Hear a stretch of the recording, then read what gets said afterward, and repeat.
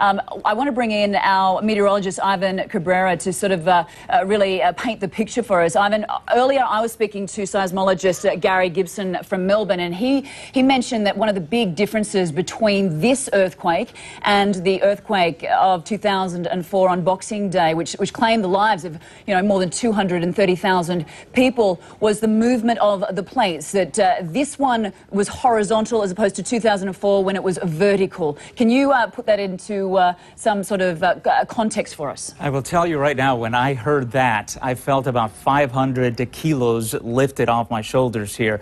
I cannot even tell you what a huge difference that makes. If you come to me on camera, I'll be able to show you here what he was talking about visually here.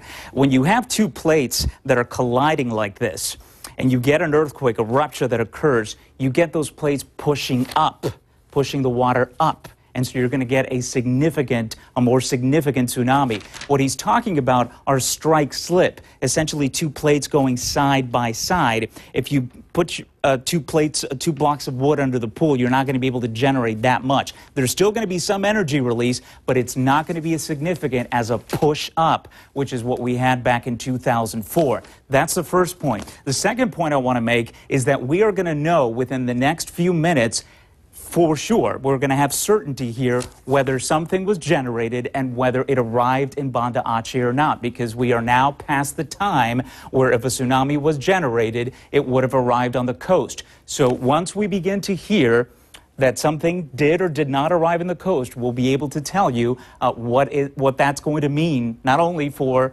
Indonesia, but for the rest of the Indian Ocean, which is right now, again, not under a warning, but under a watch, because the potential is there for that 8.7 to have generated some kind of tsunami. We don't need 40-meter waves to cause some destruction along the coast. You can have a moderate tsunami, certainly, from that strike slip, from that horizontal motion as opposed to that vertical motion. So again, that's a huge difference from 2004 and again from a year ago from the Japan tsunami. That was also water getting pushed up by the plates as opposed to that strike slip motion. So a significant development there, and I'm glad we were able to bring that to our viewers. And again, we should know rather shortly whether something happened in Banda Aceh or not. And then, of course, there's the 8.7. The earth did shake in significant fashion, so the islands close to there are going to be, we're going to be talking about some earthquake damage as far as structures. Anna?